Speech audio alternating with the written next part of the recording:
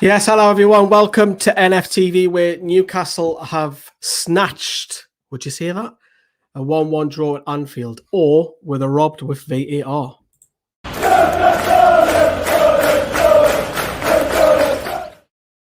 Yes, hello. How are you doing? It is the wrap up. I haven't moved all day. There's only the four of us, so credit to myself, Liam, Brandon, and Carl for putting in the graph today. Much appreciated. So this is the last word, where we're going to hear, funny enough, from Carl a little bit later. And we've also got reaction from Mr. Joe Willock, super sub, once again. We'll talk about VAR very, very shortly. And of course, we'll go through the lineups, we'll go through the game, and as ever, I'll read some of your comments out as well. So welcome to the latest video here on NFTV. If you can smash that like button, that would be wonderful. Keep your comments coming as ever, because like I mentioned, I will read them out. And thank you for clicking on NFTV for this video. However, before we crack on with it, we have a message about our wonderful sponsors. The Premier League's in full swing, and that means it's time to throw on your club's shirt and make sure you don't take a nasty tackle below the waist. Our partners at Manscaped are here so you stay clean and take care of yourself where it matters most. Manscaped is trusted by over 2 million men worldwide. Join the movement for all your below-the-waist grooming needs with the code NFTV at manscaped.com for 20% off plus free shipping with your order. Manscaped is launched in the UK and the EU. We've gone years without using the right tools for the job, but no fear, Manscaped is here with an absolute screamer to deliver the best tools for your below-the-waist grooming experience. Now, if you were like me, I didn't like to buy expensive razors. I used to buy the cheap ones, and they used to cut my face and cut my below-the-waist. Not anymore. With Manscaped, that's all freshened up. I don't even cut myself anymore, which is brilliant. That's why Manscaped has redesigned the electric trimmer. The Manscaped engineering team has perfected the greatest ball hair trimmer ever created, the Lawnmower 3.0 in the UK and across Europe. The Lawnmower 3.0 is simply the best hygiene tool for the modern man, perfect for the proper footballer. Because of their semi-retic blade and skin-safe technology, your snags will be reduced and you'll be protected from any rash tackles when shaving. The trimmer's batteries also last 90 minutes. You could be shaving your nether regions for an entire football match. Remember to take a little water break at halftime, of course. The Perfect 3.0 package comes with the new improved Lawnmower waterproof cordless body trimmer, performance boxer briefs, and a travel bag for you to use when you're done quarantining. The Perfect Package 3.0 is like City's form in 2021, top and full of class. Shame about Newcastle's form of late. The Perfect Package 3.0 also comes with a crop preserver and crop reviver. The crop preserver has anti-chafe and ball deodorant, which ensures that your weekend fixture does not end up with your balls sticking to your leg. Ouch. The crop reviver is a spray-on toner for your balls. It's made with soothing aloe and witch hazel extracts, which give your balls a boost. The Crop Reviver is a spray-on toner for your balls. It's made with soothing aloe and witch hazel extracts that give your balls a boost. And let's face it, Newcastle could use a boost for the next game if you want to finish out of the relegation zone. Get 20% off and free delivery with the code NFTV at manscaped.com. You could be one of the first men in Europe to experience their life-changing products. Take advantage of this limited time offer for Manscaped's top flight line of products and try it for yourself. Remember, get 20% off and free delivery with the code NFTV at manscaped.com. That's 20% off with free delivery at manscaped.com and use the code NFTV. Pick the right Toon Squad when shaving your bits and trust Manscaped to get the job done.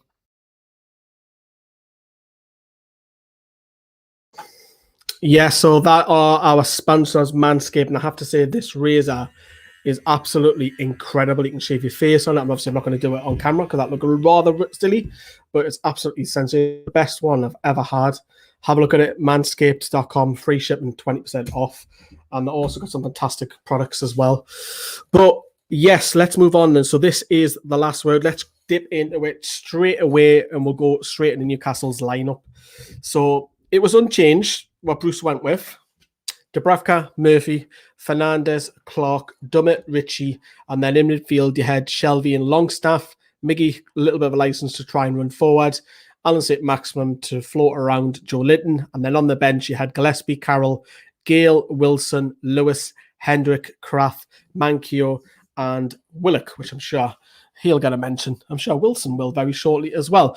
So all in all, Bruce was picked up before this game 7 points from 9. I was a little bit disappointed not to see Callum Wilson start because the man is goals. Simple as that.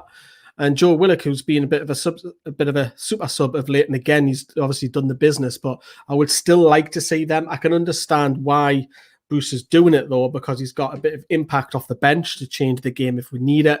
I understand that. I don't agree with it, but I totally understand it. Let's take a look at Liverpool's lineup. So it was a very strong look at the front four. Incredible. Firmino, Jota, Salah, and Mane, who were very, very lackluster in front of goal, wasted a lot of opportunities. But you talk about the fullbacks, which aren't really fullbacks, that act as wingers. Liverpool play a high line. We knew that before the game. And obviously, we got a bit of joy with that, which we'll come to as well. So that was your Liverpool lineup. I'll be reading some of your comments out when I get to half-time stage. So keep them coming. Fire them at me. But we'll go into the game then. And we'll make a disaster, an absolute shocking start to the game. I mean, the cross comes in and Ritchie doesn't really clear it that well. And Salah, I have to say, makes a great touch and fires a top corner. Can he do much about it? I think it's more great by Salah than it is poor by Newcastle. It's just instant. It's fantastic. He scores a lot of goals for a reason. You know, you talk about the Toons forward line, except from Wilson, they'll probably be taking extra touch, and that's probably the difference. Salah just little touch, bang, doesn't hang about. Newcastle are 1-0 down after 3 minutes already. And think yourself, it's going to be an absolute landslide. This is going to be 4. It's going to be 5. Just get this game out of the way. We'll move on. But having said that, though, the threat was there on the counter. And for me, ASM was the best player in the first half in particular. He was lightning. Liverpool couldn't cope. There was dirty fouls. You talk about second half, Fabinho took him out. You talk about the first half, ASM was crunched by Kabak. He was our threat. He was going past players. He was forcing Liverpool high defence, stretching them. And he was a real worry for them. And he was a massive threat. He played in Almiron and Joe Linton when they got the ball mixed up between them. A lot of people are blaming Joe Linton. I'm actually blaming Almiron for that. Almiron's needs to get out the way. The pass isn't intended for him. It's intended for Joe Linton because it's got a bit more pace about him. Almiron's just got to get out the way and let Joe Linton run through. But it wasn't the only time that we got through, because for me, Sean Longstaff is played through, and I think it was again another through ball. Yeah, it was. And Sean Longstaff plays himself online. I've got videos on the brain. Onside, he's running through on goal, doesn't get the ball under control. He's slow. He's got no pace. He does hit the target, granted. But for me, he's got to be doing it. He's got to be a bit quicker. And he probably doesn't find himself in that position often, having to shoot with his left foot. But for me, he's got to do a little bit better. For me, let us know if you guys agree on that, because I was very disappointed in that chance in the first half. But going towards the end of the second half, Liverpool, they were still creating a lot. They were wasting chances. Dubravka had to save us a couple of times overall in the whole night. I think Dubravka probably nicks my man the match. But the one-on-one, when Salah screams, because obviously Dubravka saves it, and it was only a few minutes later, Mane, lackluster, trying to go around the goalkeeper. Dubravka stops it. In the second half, Dubravka was a near post save in the second half as well. So for me, Dubravka probably shades it for man the match ahead of ASM for me. Obviously, the substitutes, the impact of what they done, will come on to that very, very shortly with that. But it was going into half time, and it was like, great, okay, we're only 1-0 down. That was probably the positive to going into half time. Like I say, Liverpool had loads of chances and they weren't cut clear. They weren't finishing them. I think we were lucky to go in half-time in some aspects. Only 1-0 down because there should have been a lot more. But Newcastle obviously will pause there, being at half-time, and we'll read some of your comments out now, what you're saying. Last time I work a match day this season, yes, Sam has mentioned a couple of videos. Now you know how I feel, Sam. I hate missing a match day. I literally work my life around it. Ollie goes on to say, if we don't want to risk spending 20 million on Willock, at least get him on loan for next season. We haven't had goals in this midfield since Kevin Nolan. Totally agree. I think that's Willock's 4th in the season already. And Brandon made a great point on one of the earlier videos. Goals to games ratio, he has to be right up there. It's probably the top, up there with Wilson as well. And James goes on to say Liverpool's cynical treatment of ASM, especially the cynical body check towards the end, as you look to break, made the capitulation a bit more sweeter. Yeah, because the SM was target as well. Have all the Bruce critics fell in a hole? No, I don't think just yet. I think there was part of that. For me, there was part of the game that was similar to earlier on in the season. It is an improvement, but there's still large periods of the game where it was like half an hour. I was like, oh, God, man, how we...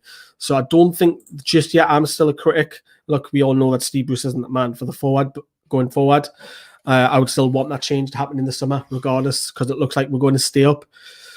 But we'll go into the second half. It was poor for huge periods. Liverpool had a lot of the ball. Dubravka, as I say, was tested. They weren't very clinical in finishing us off, because I do genuinely feel if Liverpool scored that second goal, it's game hour. I think that's it. We'll not come back. We can't score 2 goals at Anfield. We should have, because VAR ripped it, but we should have got the 2 goals, which I'll come on to in a minute. But overall speaking, if we got 2-0, heads will drop. We're not coming back from, not against Liverpool. No chance. But Bruce then started to think, well, he has me substitutions. I need to start making some. So he obviously makes a change by bringing off Joe Linton and bringing on Callum Wilson. Now, when Callum Wilson came on, I think that was the right decision at that time. Give him half an hour. And he stretched Liverpool a couple of times. It was just the through balls over the top that were poor, but Wilson was still a tactic to get in behind Liverpool's high line. So with that substitution at the hour mark, I totally agree with that. Totally agree with that substitution. However, Willock came on. It was only a few minutes later. It was 4 minutes later. Willock came on. Bruce still wasn't happy. The big guns were on. To be honest, it didn't take effect, as I say, with Wilson trying to get in behind. Liverpool was still dominant for me. It was a case of if we hang on and hang on and hang on to the dying seconds, you never know, and you want to chuck Andy Carroll up top and go direct, perhaps. But of course, he brought Dwight Gale on. And Gale obviously is an impact player because he grabbed an assist, which we'll talk about in a minute. But the first part was this nonsense VAR. It was fucking bollocks, because the goal goes in. Callum Wilson, he shoots, Alisson saves, and it hits Callum Wilson high up near towards the shoulder. And his arm is in. If you see me in the instant reaction, I've calmed down a bit now, but if you see us in the instant reaction, I was full leather. I was not happy about it, because it was... That rule changes next season. You might say we were lucky earlier on the season. If you remember, when was it? Fabian Schär's goal, wasn't it early on the season, or was that last season? I can't remember. When it hits his arm, it might have been last season, but that rule is now changing. But it doesn't help Newcastle out. But it hit him there, man. And his arm's not out. It hits him there. What does Callum Wilson want to do? Did he cut his arm off? Cut it off? I don't know what I've just done there. But having said that, though, we got the equaliser. But on all honesty, I didn't think we would. I just thought we've been screwed our. And I actually had the video title on the match reaction is screwed over by VAR. And I still felt that way, even though we got the point. But last gasp, Dwight Gale grabs an assist. Willock is through, and I screamed the fucking place doing. I mean, I threw the remote when the VAR goal was cancelled. I still need to find that remote, because it's under the bed somewhere, because I was watching it in the bedroom today. But having said that, the scenes at the end, Willock was running around. He went to congratulate Steve Bruce. Whenever you think of Steve Bruce, it's nice to see your manager celebrate goals and have a bit of passion for a change. So, great, got an equaliser. Did we deserve it? I don't think we deserved a point. I think Liverpool were just very poor in front of goal, and it's the Premier League. If you don't take your chances, it can come back and bite you in the arse, and it did. But we're not going to complain. We've picked up a fantastic point away at Anfield, screwed over by VAR, mind you. But some people might say, well, if we didn't that VAR, if we scored that VAR goal, there wouldn't be a chance to go and get the second goal. Possibly, but you never know that. Liverpool were petrified in the last 5 minutes. They just parked the bus and it backfired. And it'd be interesting to see what the lads on the Red Men say, which I'll be watching them a little bit later on. Let's see what you're saying in the comments. We've got a couple of videos to come up as well. Elliot goes on to say, we were fortunate not to concede. We kept in the game. VAR thought had lost the game. We were lucky to get a second goal, Elliot says. And then Eden's gone on to say, Elliot and Eden both members, so thank you, lads. The money that they spent compared to us deserved the draw thoroughly. I'll slightly disagree on you on that, but we'll agree to disagree. Newcastle got a point, end of. Bang on regarding VAR, says Gav. We'll come back to the league table. We're going to have a look at that very, very shortly. However, we've got reaction from the goal scorer. I mean, I'm happy to help the team again, you know. I feel like we pushed very hard in the second half, you know. We was growing in confidence, and I thought, apart from the sloppy goal we gave away, the boys done really well today. I'm just trying to give my best, even if I get 10, 15, half an hour, you know, I'm trying to give my best for the team. I really enjoy my football at the moment at Newcastle, and I'm happy I could help the team again today. I feel like, I'm not too sure about that decision, but, you know, I feel like we was pushing, we didn't lose confidence, you know. To come here and do that at Anfield, it's not easy, so it shows how much we've grown in the past few weeks as a team. Working out and in training, you know, was trying to combine and getting behind their high line, because they stay very high, you know, but I feel like it was just that extra pass or that extra goal. I mean, extra shot, it was not coming off, you know, so but I was happy we could get back in the game. I mean, hopefully, I feel like it's more of a performance that we need to keep up, you know. I don't feel like we was showing what we were showing earlier this year, you know. What we're showing now on the pitch is brilliant, and I feel like if we continue, we'll be safe for sure. I don't know if I'm allowed to play against that for Arsenal, but good point. I'm a Newcastle player at the moment, and I'm enjoying every game and every week. I'm learning more. I'm getting closer to the boys more, you know. So I really enjoy my football at the moment. Really enjoying his football at the moment. Maybe he wants to start some games then, Steve Bruce, but that's my only criticism. But Bruce, credit where he got credit today is the Wilson change, done it early. The Willock one was only 4 minutes later. And Gale, of course. Gale grabs an assist, sets up Willock for the goal. So he's got your substitutions. He'll get plaudits for that. Large period of the game was lackluster from us. We're very lucky, I feel, to still stay in the game with Dubravka obviously coming out. But credit to Steve Bruce, he got a point at Anfield. I mean, none of us would have thought that. But Joe Willock goes on to say that of late, Newcastle have upped their performances, which is great, and that's probably have an impact off the bench. You talk ASM's now been starting the last couple. You talk about Wilson and Willock. Newcastle have got a bit of I've got hiccups. Got a bit of option off the bench now, which we didn't have, where we were like that horrible run where we couldn't pick up a win. But looks like Newcastle are almost safe now. Have a look at the league table. Look at that. 9 points clear. This was our weekend of our game in hand, and it's a positive result today because we've picked up a point with our game in hand today. Fulham don't play this weekend. So if you look at that now, we're 9 points clear with the same goal difference. Realistically, for me, I don't think we're there just yet, but I feel one more point because I don't want to be in the position, because Newcastle could quite easily not pick up any points. You've seen it early on the season. Fulham need to win 3 of their 5 games. That's still possible, but that would mean they've got a better goal difference. So for me, an extra point, and I think that I'll stay on camera, we're safe, but not yet. Not yet. I think one more point. One more will do it. And Fulham have got to play Burnley coming up as well. I think that might be next week, actually. That'll be, and if we'll want Burnley to win that. Because, yes, we're looking up the table a little bit more, but just forget about that for a second. We need to focus on, are we safe? Are we safe? It's 18th position at the moment. We're picking up a lot more points now, and credit again to Bruce. You talk about big boys. You look, I mean, we were petrified after the international break, having Spurs, having Burnley, that was the game we were pinning our hopes on, West Ham, and now today Liverpool. I mean, we've done really, really well to pick up 8 points from those 4 games. So credit Steve Bruce. You know, we do give credit on this channel, and we'll also criticize where we feel, but it's a point at Anfield, and personally, I would have took that before the game. You can talk about the nonsense with the VAR, which is a fucking joke, by the way. The VAR stuff, I'm still pissed off with that. I think we're robbed by that today. And speaking of VAR, we've also got Carl on his thoughts on today's performance as well. VAR. Oh my word! What a result! What a result! What a ridiculous decision! How can you give that as handball? He can't move his arms anywhere. We talk about the ball hitting someone's arm in an unnatural position. He's done this, and he's moved his arm in as well to try and keep it away from the ball.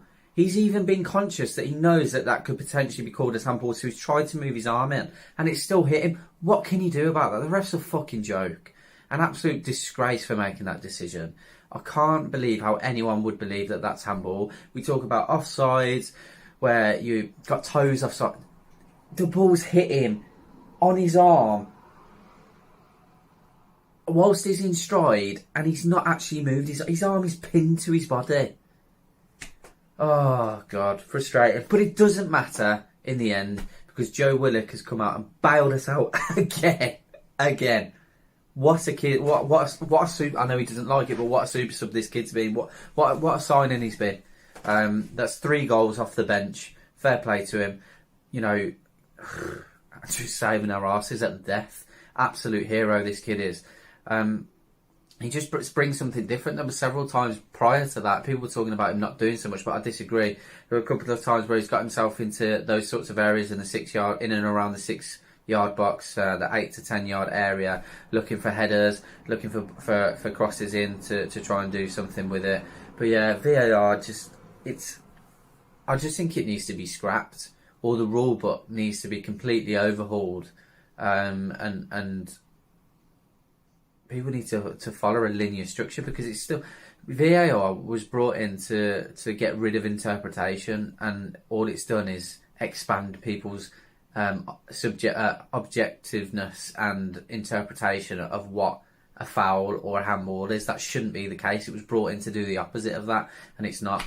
But frustrations aside, I'll come back to yourself, Lee. We've got another result. We're safe. I don't care what anyone says, we're safe. 1-1. We'll take it. Happy days. So Carl thinks we're safe. I don't just yet. One more point though. I'll say that.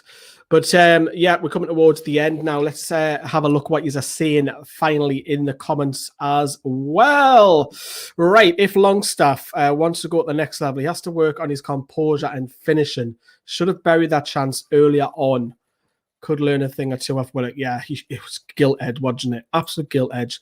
Poor lad says, you know, after every sentence. Oh, you're on about Joe Willock. Yes, I know. And he also says, what I mean. He also says that as well. Maybe Joe Willock is more affected as an impact substitution to you, not VAR.